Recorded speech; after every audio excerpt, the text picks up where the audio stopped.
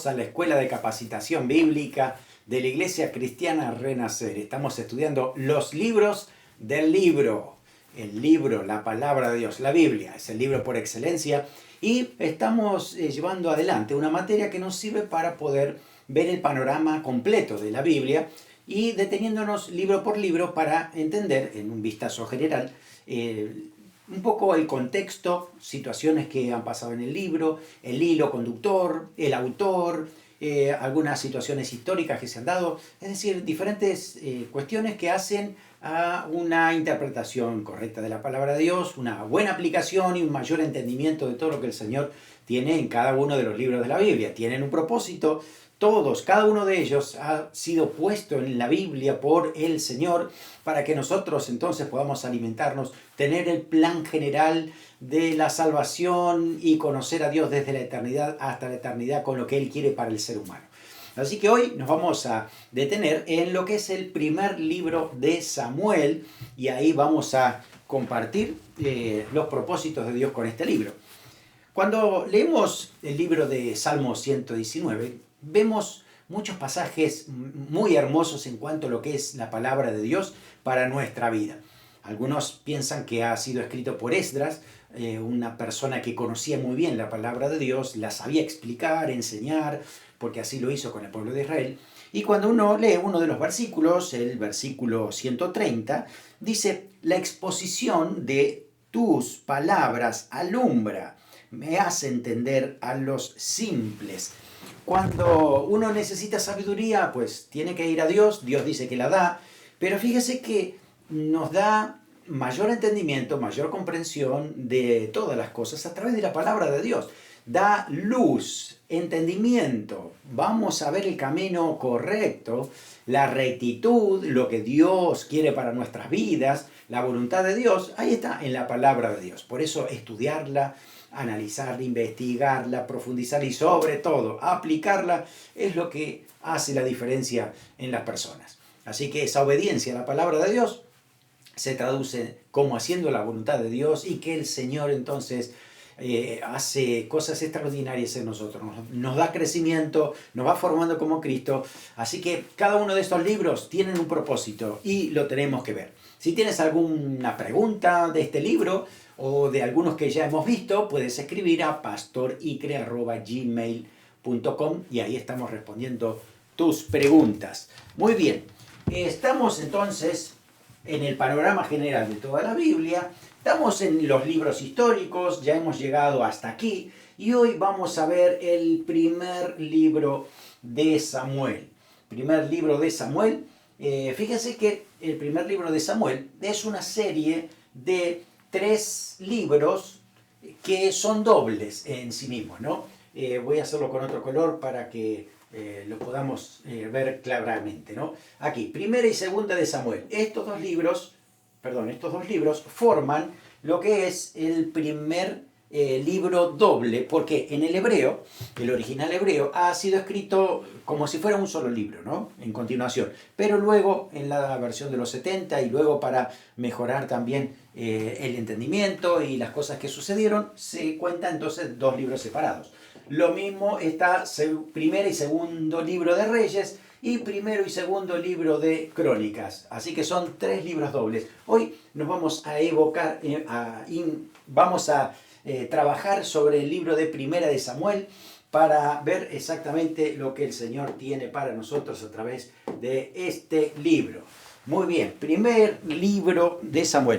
Estamos muy habituados a decir Primera de Samuel. Yo también, estoy acostumbrado desde niño a decir Primera de Samuel. Pero lo cierto es que Primera hace referencia a Primera Epístola. Y la verdad que el libro de Samuel no es una epístola, es un libro. Por lo tanto, deberíamos decir el primero de Samuel. Cosa que nos parece raro porque nunca lo hemos escuchado así. Pero lo lógico sería decir el primero de Samuel, el primer libro de Samuel. Es lo que vamos a estar viendo hoy, primer libro de Samuel. Muy bien, entonces dentro de estos libros dobles, ahí los vamos a tener entonces a el primero de Samuel.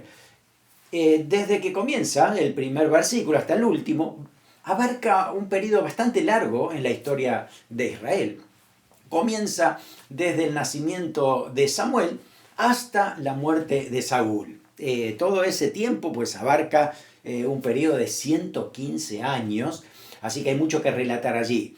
Cuando decimos quién escribió el libro, todos entendemos que lo escribió Samuel, pero hay algunas cosas que obviamente no las pudo haber escrito Samuel después de su muerte. Así que alguien tuvo que redactar la muerte de Samuel y lo que sucedió después de la muerte de Samuel. Cuando uno va a la Biblia encuentra que en la época de Samuel y de David había otros, por así decirlo, coautores o coescritores que estaban junto con Samuel también, que podían haber terminado o que le precedieron o que le siguieron después al profeta Samuel. Entonces tenemos, por ejemplo, en Primera de Crónicas, capítulo 29, versículo 29, que dice: los hechos del rey David, primeros y postreros, están escritos en el libro de las crónicas de Samuel Vidente. Escucha esto: en las crónicas del profeta Natán y en las crónicas de Gad Vidente. Así que además de Samuel estaba el profeta Natán, que también escribía, y el profeta o el vidente Gad, que también escribía. Si ellos han sido inspirados por el Espíritu Santo para escribir, entonces ellos son autores de la palabra de Dios, porque han completado lo que había comenzado Samuel relatando la historia del pueblo de Israel. Así que tenemos aquí entonces a Samuel y su libro, el primer libro, podríamos dividirlo en tres partes y nos enfocamos principalmente en tres personajes centrales. El primero tiene que ver con Samuel y hablamos de Samuel, que es el último de los jueces de Israel. Luego vamos a hablar de Saúl, que es el primer rey que hay en Israel, y después de David, que es el sucesor ungido, de acuerdo al corazón de Dios, y vamos a ver características especiales que tenía David. El mensaje central del primer libro de Samuel es cómo el pueblo demanda un rey escogiendo mucho menos de lo que Dios quería para ellos. Y si usted después va a leer la Biblia, va a encontrar, o Primera de Samuel, va a encontrar que hay frases que nos mencionan que el pueblo quería más bien ver lo que hacían o hacer lo que hacían los demás pueblos antes que solo ser dirigido por Dios. Entonces eso fue lo que los traicionó en cuanto a buscar a Dios o no buscarlo, y eso es justamente el punto crítico de lo que sucedió en la historia del pueblo de Israel. Si buscamos palabras clave, vamos a encontrar la palabra Icabod. La palabra Icabod es un nombre que le da una madre a su hijo, que era un descendiente de uno de los sacerdotes, porque en ese momento el arca fue tomada y se ve que esta madre era muy temerosa de Dios y del arca de Dios, ¿no? Así que cuando el arca de Dios es tomada por los filisteos, en ese momento nace este niño y la madre le pone Icabod, que significa la gloria de Jehová es traspasada. Hablando de la gloria de Dios, ¿no? La presencia de Dios a través del arca, que ahora la tenían los enemigos. Claro, evidentemente ella murió allí, no sabía después el resto de la historia, pero ello marca eso, ¿no? Icabod ha crecido por muchos años y su nombre era evidencia de que la gloria de Dios se había ido, no estaba allí entre ellos, y eso era muy notorio, habla mucho de la historia, de lo que había sucedido en esa época también, ¿no?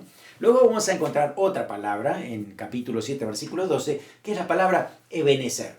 Seguramente usted la conoce o ha escuchado algunos cantos, sobre todo antiguos, que hablaban mucho de Ebenezer, hasta aquí nos ayudó Jehová, hablando de esa confianza en el Señor, ese de encontrarnos todos juntos, celebrar, porque, bueno, no sé qué vendrá, vamos a poner todo en manos del Señor, pero hasta aquí nos ayudó el Señor. Esa es una palabra clave. Y después, capítulo 10, versículo 24, otra palabra clave o frase es viva el rey, porque a partir de ahí comienza la monarquía en Israel, así que la historia va a ser diferente, con problemas diferentes y, bueno, intervenciones de manera de Dios directa también en el pueblo cuando ellos pedían ayuda, se arrepentían de sus pecados y Dios lo perdonaba. La palabra oración también es una palabra importante dentro del libro, porque hay muchas oraciones también, se usa por lo menos 30 veces en este libro, y nos habla esto de la relación, sobre todo de aquellos que aman a Dios en esa oración, o cuando los pecadores se arrepentían y le pedían perdón al Señor a través de esas oraciones. Pero hay una frase también que se destaca en este libro, porque es la primera vez que se empieza a usar en la Biblia.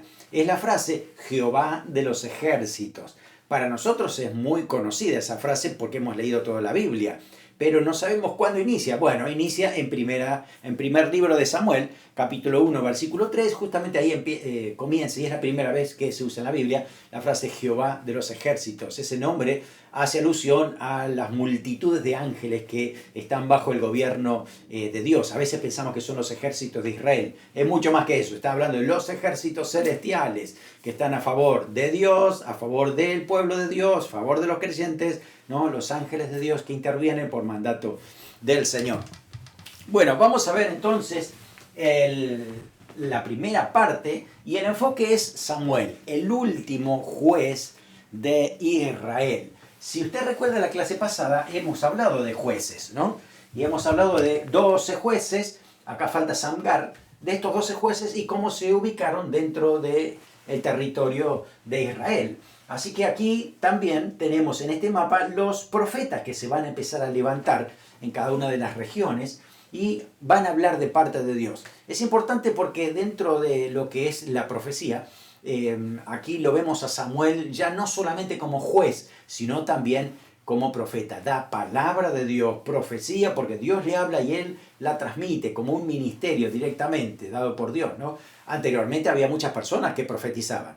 Estaba Débora, por ejemplo, y varios otros más, hasta Jacob mismo ha profetizado acerca de lo que iba a venir para cada uno de sus hijos, pero como ministerio de profeta, ministerio de aquel que era vidente, podía ver visiones de Dios y poder transmitirla al pueblo, era muy característico en la vida de Samuel y luego en el resto de los profetas que vienen después, ¿no? Así que aquí estamos hablando entonces del territorio de Israel en la época de los jueces y que va a ser el inicio entonces del primer rey de Israel, que justamente va a ungirlo como rey, el profeta Samuel. Muy bien, desde el capítulo 1 hasta el capítulo 8 tenemos a Samuel, que es el último juez y el primero del ministerio de profecía dentro del pueblo de Dios, ¿no? Dando palabra de Dios, dando dirección para que se arrepientan, para que sigan a Dios. Después vamos a ir viendo los siguientes libros y vamos a encontrar muchos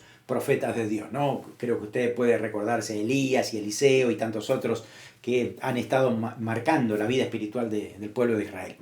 Bueno, aparece Samuel en los primeros capítulos de un nacimiento milagroso. Ana, su mamá, era estéril, pero le pide a Dios y le pide en un contexto donde los líderes estaban fuera de la voluntad de Dios. La verdad es que aquí el sumo sacerdote Elí la confundió. En vez de ver su corazón, en vez de entender de que esta mujer estaba con una necesidad profunda y le estaba pidiendo al Señor un hijo, creyó que estaba borracha. Fíjense qué percepción mala, ni siquiera tenía percepción natural, ¿no? Mucho menos la espiritual. Eran tiempos difíciles espiritualmente hablando para Israel, y por eso es que aquí aparece en escena Samuel. Samuel es como aquel que Dios elige, Dios lo llama, ¿no? Para que sea el ungido todos los días, así lo menciona el Señor. Pero el profeta, el sacerdote Elí, sus hijos, personas muy malas delante de Dios, y Dios ya muchas veces les había hablado que se arrepintieran y no hacían caso. Por lo tanto, llegó el momento que iba a venir el juicio, porque ya eran de perturbación al pueblo. Dios lo tenía que quitar porque ya estaban perturbando a todo el pueblo de Dios. Así que Dios se traía un cambio dentro del liderazgo, y aquí se veía a Samuel, pequeño Samuel, que empezó a escuchar a Dios, y a partir de ahí entonces Samuel entra en escena, escucha la voz de Dios, Dios le habla directamente diciendo lo que iba a suceder. Recuerde que Samuel estaba en el templo porque su mamá lo trae, lo dedica a Dios, y todos los años venía a visitarlo y le traía ropa, una túnica nueva y demás. Pero Samuel creció, se desarrolló sus años de adolescencia, de juventud, madurez, ahí en torno a lo que era el templo de Dios. Bueno, recuerde que viene de una familia de levitas, entonces estaban acostumbrados a poder estar ahí en el templo y buscando a Dios, sirviendo a Dios, así que Samuelito estaba siempre ahí buscando al Señor, así que él podía ver, ¿no? Y los primeros años de Samuel, tal vez unos 20 años, no se sabe nada de Samuel, ¿no? Hablamos de los años silenciosos de Samuel, desde el capítulo 4 hasta el capítulo 7, Se habla mucho de la historia, de lo que ha sucedido, ¿no? Pero son 20 años de silencio para nosotros, pero son 20 años que Dios está formando a Samuel. Desde niño, trabajando. Fíjense qué importante es enfocarnos en los niños, en los preteens, en los adolescentes, porque Dios habla, Dios les habla, y ellos tienen que ser formados en base a la palabra de Dios. Así lo hizo Samuel, y Samuel entonces pudo estar preparado a la hora de que Dios empezó a usarlo a él, ¿no es cierto? Así que bueno, tenemos a Samuel observándolo todo, viéndolo todo, escuchando a Dios, preparándose, porque a él le tocaba dirigir luego de lo que iba a suceder, ¿no? El pueblo de Israel estaba perdido en liderazgo, no había visión espiritual, nadie escuchaba a Dios. De pronto hay una guerra con los filisteos y a alguien se le ocurre llevar el arca a la guerra. Y el líder en ese momento, el sumo sacerdote, no tendría que haber permitido eso. Sin embargo, fueron todos a la guerra. No estaba Dios ahí, tenían todo el aparato de la presencia, porque ahí iba el arca, ¿no? Pero Dios no estaba a favor del pueblo de Israel. Y perdieron la guerra y los filisteos se robaron el arca, se la llevaron, pero le fue muy mal, porque le empezó a venir enfermedades, parece que eran tumores, parece que había ratones en todo el pueblo de los filisteos, así que decidieron devolver el arca, y cuando entonces llega el arca otra vez, bueno, hay toda una situación interesante de cómo Dios empieza a bendecir a aquellos que tenían ese arca, ¿no? Bueno, eso nos habla del arca que había sido tomada, la gloria de Dios había sido quitada del pueblo hasta que decidieron devolver el arca de Dios, y empezaron a través de Samuel a buscar a Dios, ¿no? Así que el arca de Dios era un aspecto bien importante. Desde el capítulo 7, versículo 4, vamos a tener ahí entonces ahora a Samuel como juez. Samuel sirviendo al Señor en Silo, la localidad, la ciudad, el lugar donde se encontraba el tabernáculo. Ahí estaba el arca de Dios, y ahí era la parte central. Todavía no estaba Jerusalén constituida como el centro de todo el reinado, ¿no? Y ahí recién fue el Salomón el que construye el templo. Así que el tabernáculo estaba en Silo, y ahí estaba Samuel. Pero Samuel no se quedó solo en Silo, él recorría el país, él iba por diferentes lugares, dando palabra de Dios, enseñando, dando dirección, sabiduría. Así, ese era el trabajo que tenía Samuel todo el tiempo, ¿no? Así que como juez era un muy buen juez. Él amaba a Dios, amaba a su pueblo. Usted puede leer los escritos, las frases que dice Samuel, y se muestra que él realmente tiene un corazón para agradar a Dios. Quiere escuchar a Dios, dice lo que Dios dice que debe hacer, y la verdad es que se comportó éticamente, moralmente perfecto, ¿no? Samuel, no había nada que reprocharle. En algún momento Samuel convoca a todo el pueblo y dice: díganme a ver si hay algo que yo les deba a ustedes, si yo les pedí algo. Y todos dicen: no podemos decir nada de ti, ¿no? Pero Samuel siempre amaba al pueblo y quería la bendición de Dios sobre ellos, ¿no? Hasta que un día el pueblo de Israel se acercan, ¿no?, a Samuel y le dice: queremos un rey que nos dirija y nos gobierne. Claro, Samuel era humano como nosotros, y haber escuchado eso era como diciendo: no te queremos más a ti, además de Dios, ¿no? Pero no te queremos a ti para manejar al pueblo, ¿no? Porque encima le dicen: tú ya estás viejo, ¿no? Se lo voy a leer 1 Samuel 8:5. Le dijeron: he aquí tú has envejecido, tus hijos no andan en tus caminos, por tanto, constitúyenos ahora un rey que nos juzgue como tienen todas las naciones. Fue duro para Samuel, ¿no? Porque es cierto, tal vez sus hijos no seguían su ministerio, hacían otras cosas. Entonces, de pronto, ¿quién los iba a dirigir después que Samuel no iba a estar? Pero no fueron con esa actitud, fueron con la actitud diciendo: nosotros queremos un rey como todo el mundo lo tiene. Es decir, no queremos un rey que gobierna de parte de Dios. Queremos un rey como lo tienen los amonitas, como tienen los filisteos, como tienen los sirios. Es decir, un rey que nos lleve la guerra, que nos domine, que vaya y venga. Claro, ellos no pensaron todo lo que venía después, ¿no? Y Samuel se los hizo ver, ¿no? Lo que eran los impuestos, lo que había que atender al rey, las demandas del rey y demás. Y dice: no importa, queremos igual un rey. Entonces, claro, Samuel se había puesto muy mal, Dios habla, Dios le habla a Samuel, ¿no? Y Dios le dice, no te preocupes, no te están desechando a ti, me están desechando a mí. Eso es el punto crucial en esta historia.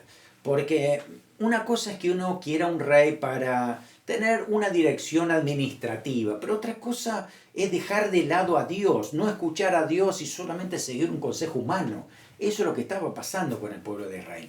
Por eso es que esto le sentó muy mal a Samuel, lo busca en oración, Dios le responde de esta manera, ¿no? Porque la respuesta del pueblo era como las otras naciones. Así que bueno, Dios lo manda a Saúl lo manda a Samuel, ¿no? Para que se preparara y que iba a traerle Dios un joven que debía él ungir como rey. Si usted lee la historia va a ser muy interesante porque resulta que el padre de Saúl pierde unas asnas y lo manda a su hijo y a alguien más a buscarlas. Y se recorre una región muy grande y no las encuentra hasta que buscando a estas asnas se encuentra con Samuel. Y Samuel ya sabía que iba a venir porque Dios le había dicho esto, ¿no? Así que cuando se encuentran, porque él buscaba las asnas, le quería preguntar a Samuel por qué o dónde estarían las asnas, y Samuel le dice, no te preocupes, que ya se encontraron, pero hay una palabra de Dios para ti. Y a partir de ahí lo unge rey y entonces Israel tiene el primer rey. Así que ungido rey. Saúl es el primero de los reyes y Saúl va a dirigir, va a poder gobernar una región que no es tan grande como la que iba a gobernar David y mucho más grande iba a ser la de Samuel, iba a ser la de Salomón. Así que esta que está aquí, vamos a hacerlo en otro color, vamos a hacerlo en rojo para que se note mejor. Y es esta región que está aquí, está punteada, ¿no? Esta es la parte que va a gobernar, que va a dominar Saúl hasta aquí, ¿no? Por esta zona de aquí, hasta aquí, esto es. Esta parte interna roja es donde Saúl iba a gobernar, ¿no? Saúl aquí, en esta sección. Mucho más territorio, el territorio va a ser ampliado, pero luego después con David y también con Salomón. Pero ahí lo tenemos a Saúl, entonces, Saúl ungido por el Señor, ungido a través de la vida de Samuel, y a partir de ahí entonces vemos que al principio parecía que iba a ser un muy buen rey, ¿no? Era alto, era elegante, dice que sobrepasaba a todos, y de pronto aparecen los filisteos y él toma fuerza, ¿no? Y empieza a tomar autoridad y parece que Dios está con él, porque realmente comienza con un buen ministerio, con un buen reinado, ¿no? Se nota la unción del Espíritu Santo en Saúl, porque él empieza a ser dirigido por Dios, empieza a ganar, a obtener batallas contra los filisteos, ¿no? Recuerda que los filisteos están en la parte sur, ahí, en esa región, ¿no? Y siempre estaban atacando a Israel, pero Dios les daba victorias a Saúl. Hasta que pasaron los años y Dios lo empezó a probar. Samuel le dice, vamos a juntarnos, me vas a esperar una semana y vamos a ofrecer un sacrificio al Señor.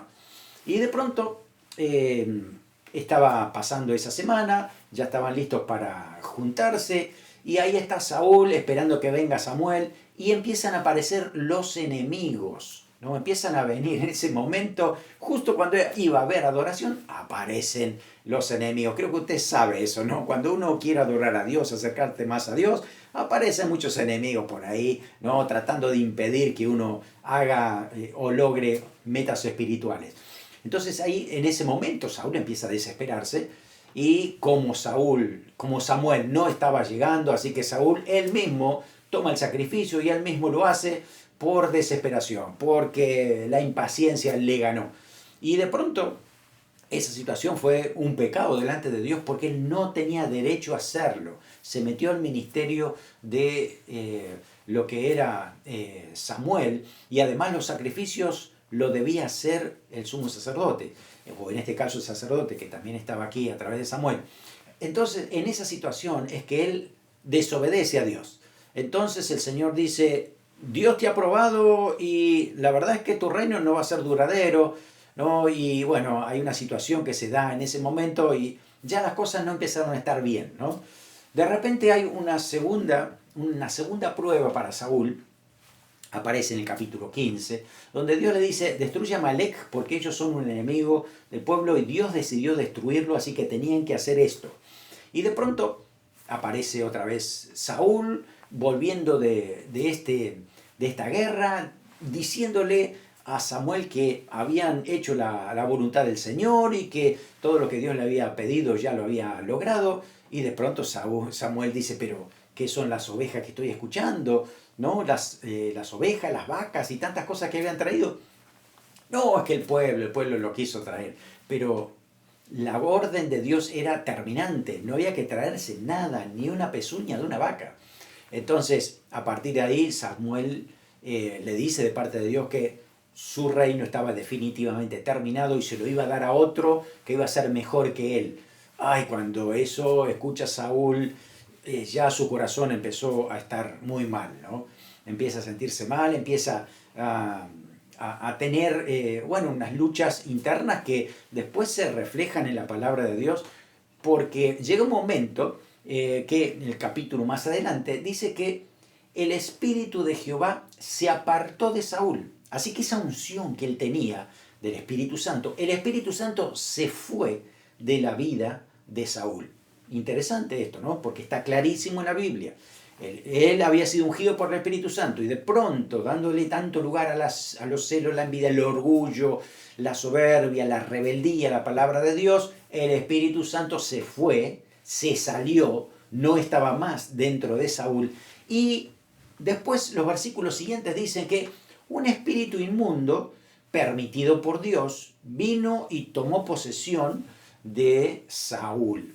Así que no es que convivían juntos, tenía que irse primero el Espíritu Santo para que después entrara ese espíritu inmundo, ese demonio dentro de Saúl. ¿Por qué decimos esto? ¿Por qué hacemos tanto énfasis? Porque no puede haber en una persona las dos cosas. No puede estar el Espíritu Santo y un demonio.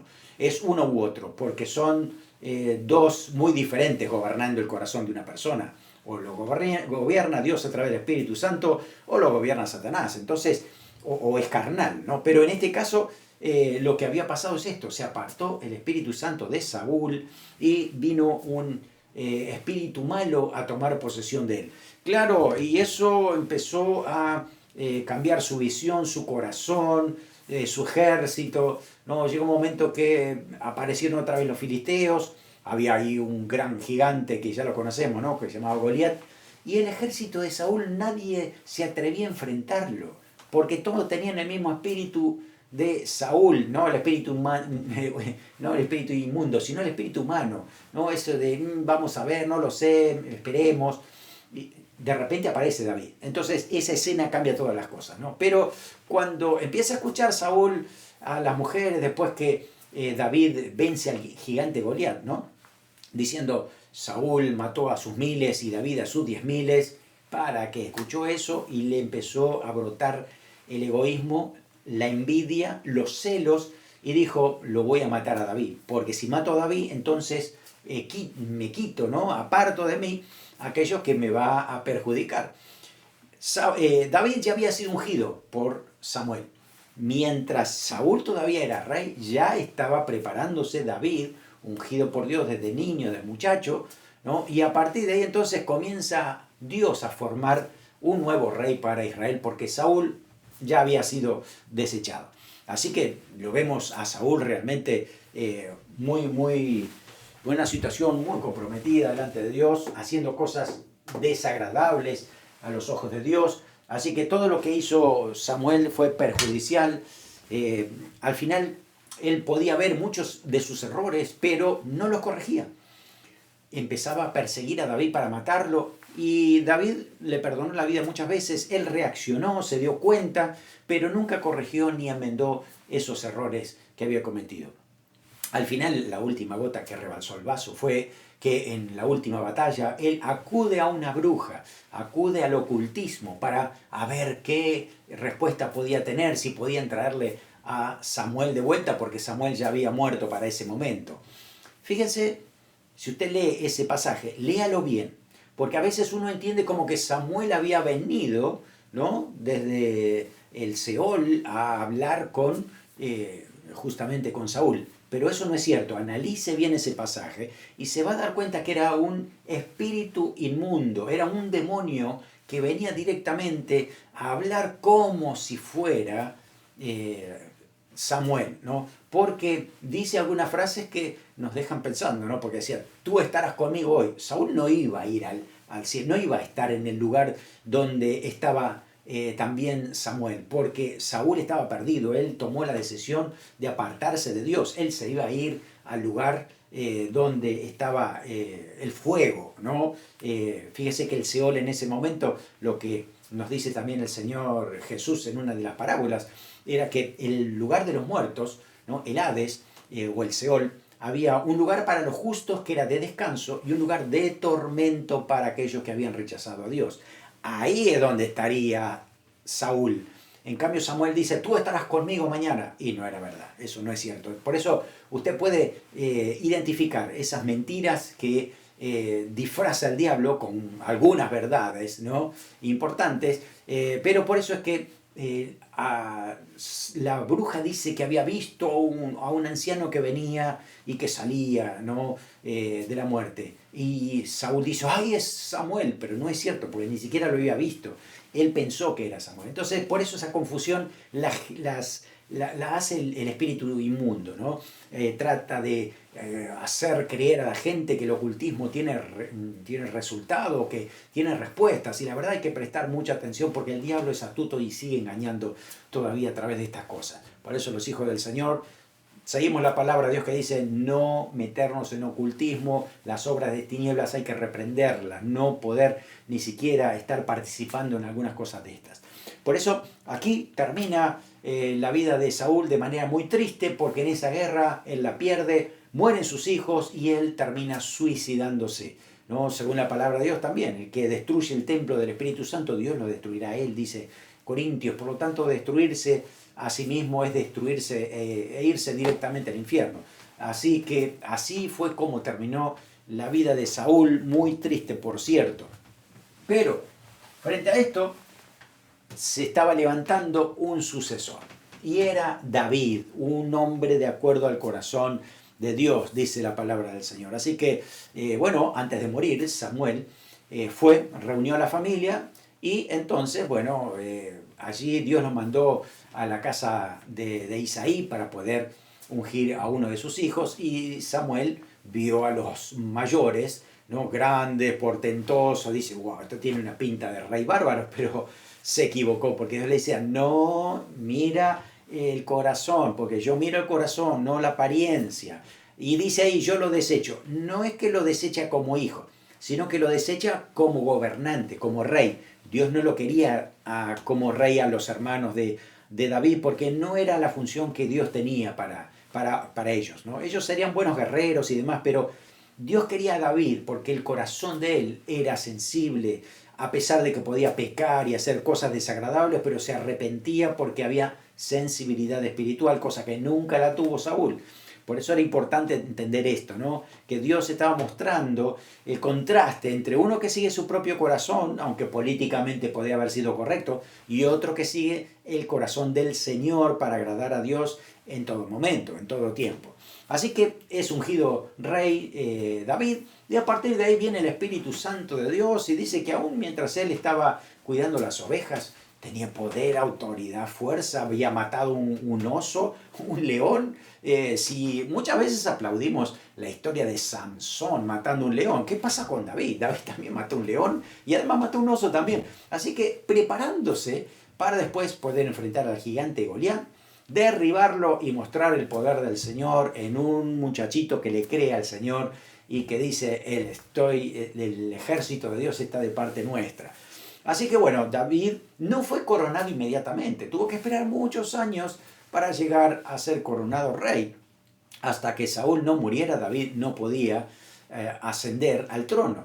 Y David sabía muy bien que Saúl también estaba ungido, aunque apartado de Dios, él no quería meterse en esa situación, quería dejar que Dios fuera el que lo pusiera. Y creo que es una muy buena enseñanza para nosotros. No podemos apresurar los tiempos de Dios y tratar de ayudar a Dios para conseguir ciertas cosas que nos gustan. No, tenemos que dejar que Dios haga las cosas a su tiempo.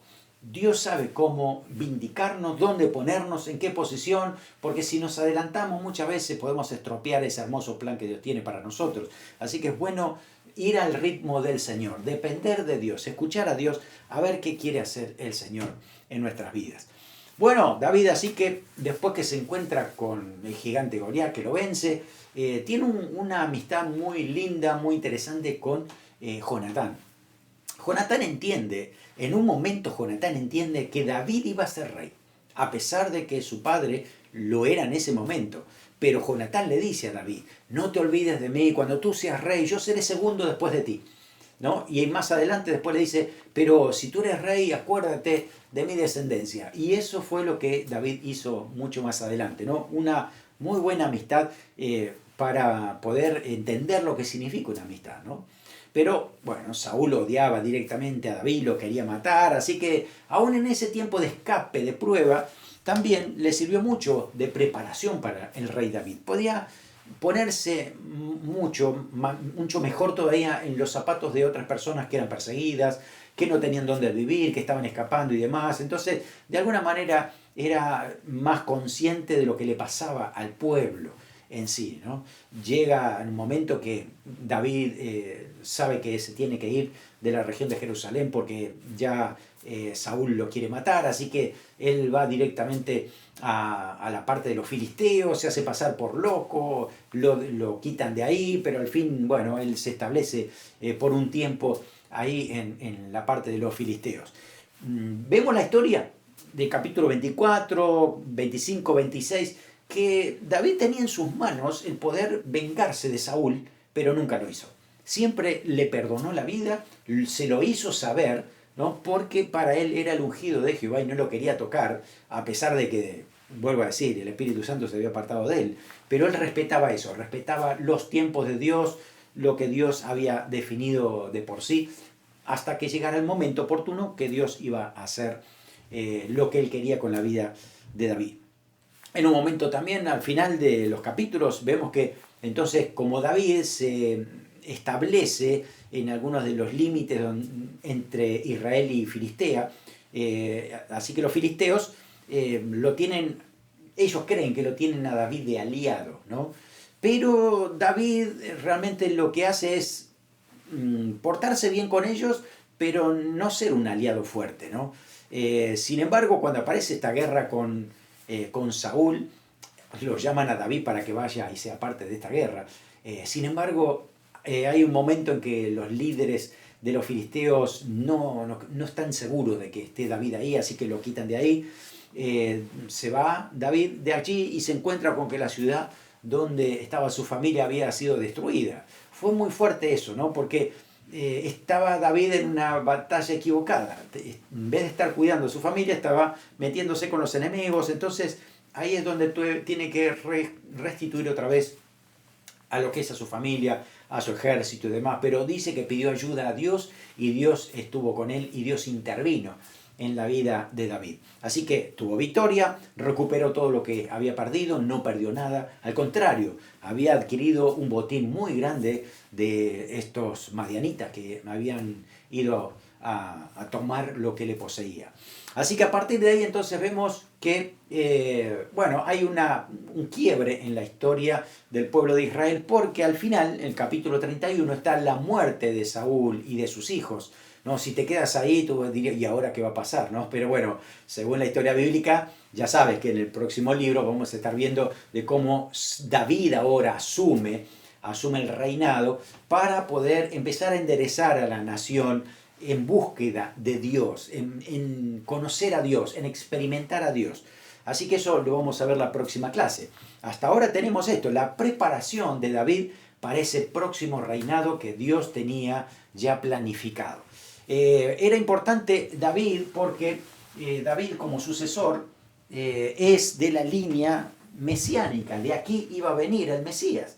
ya había sido profetizado también y acá, bueno, usted lo tiene, ¿no? En lo que es en el Evangelio de Mateo, por ejemplo, tenemos aquí desde Abraham, ¿no? Siguiendo por, ¿se acuerdan de Salmón y Rahab, Boaz y Ruth que hemos visto en las clases pasadas? Tuvieron un hijo que se llamó Obed. Obed fue padre de Isaí, que es el padre de David. Así que aquí lo tenemos a David y a partir de allí es que justamente está la descendencia de David y usted encuentra aquí que Jesús, ¿no? Tiene una línea descendiente, una por José, otro por María, y ahí tenemos entonces a Jesús descendiente directo del rey David, ¿no? Importante reconocer esto porque estas historias de David y todo lo que ha sucedido tiene que ver con que desde aquí viene el plan de salvación universal, porque Dios toma la familia de David para que venga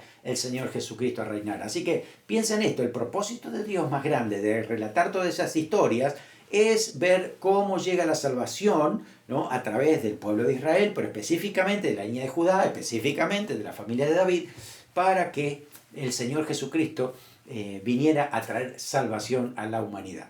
Y después tenemos muchísimos otros detalles que cuando usted empieza a leer primer libro de Samuel va a encontrarse cómo Dios interviene, cómo Dios hace milagros, cómo Dios mueve la historia, cómo la providencia de Dios es maravillosa, ¿no? Porque planifica todo Dios de una manera tan perfecta y no se le escapan los detalles, ¿no? Y ahí está el Señor obrando de manera tremenda, ¿no? Así que no te pierdas el primer libro de Samuel. Vamos a hacer un repaso, a ver si recordamos esta clase. A ver, primero, Israel pidió un rey conforme al corazón de Dios y a la teocracia. ¿Qué piensas?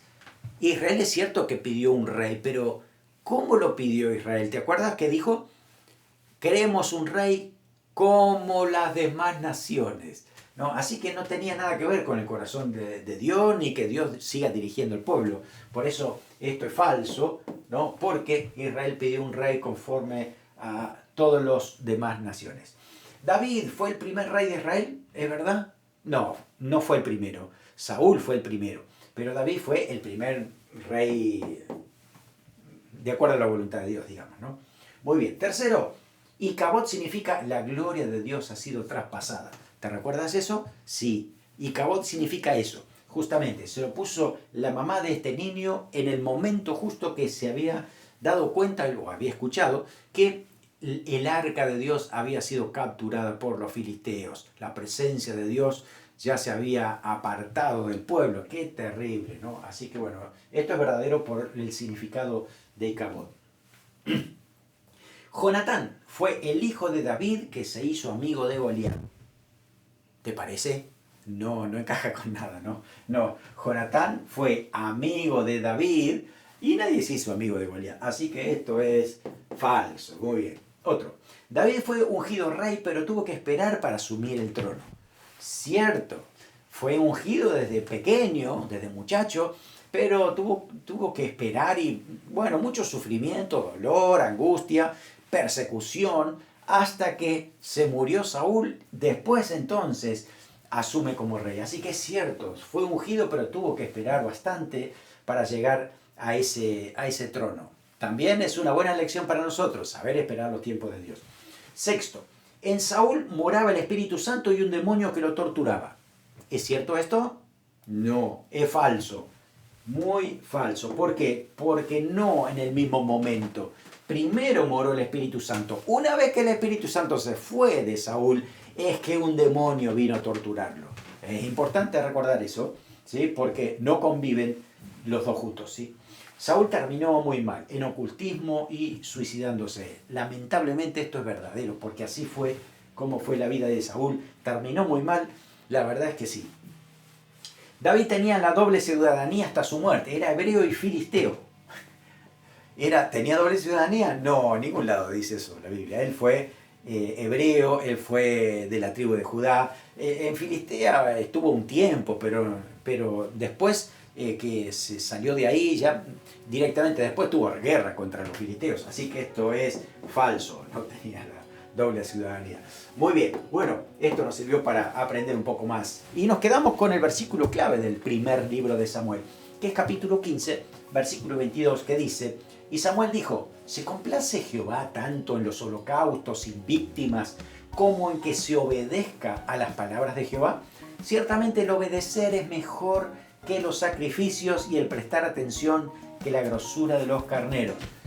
Este pasaje era bien fuerte para ese momento, que todo el mundo estaba haciendo sacrificios. Y Dios le dice: a ver, sí, los sacrificios son parte de la adoración y todo lo que deben hacer, pero obedecer, ¿no? A prestar atención es sumamente importante.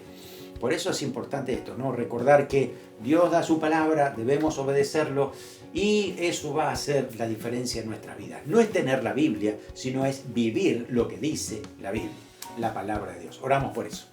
Te damos gracias, Señor. Gracias por tu palabra. Gracias por este libro que nos muestra, Señor, a través de la historia de 3 hombres, de Samuel, de David, de Saúl. Señor, cómo tú quieres manejar la historia, cómo tú quieres que nosotros te entreguemos nuestro corazón, que tú nos dirijas. Señor, oramos para que podamos tener el corazón como lo tenía David, un corazón, Señor, sensible, dispuesto a aprender, dispuesto a esperar el tiempo justo de que tú, Señor, hagas las cosas de acuerdo a tu plan. Ayúdanos, Señor, a tener esa paciencia. Mientras tanto, sigue preparándonos, formándonos, Señor, para que en el momento justo, Señor, y oportuno, tú, Señor, intervengas a tiempo. Padre, que nuestra vida te refleje a ti en todo momento, Señor, y sigue trabajando en nosotros en el nombre de Jesús. Amén. Amén. Que el Señor te bendiga abundantemente.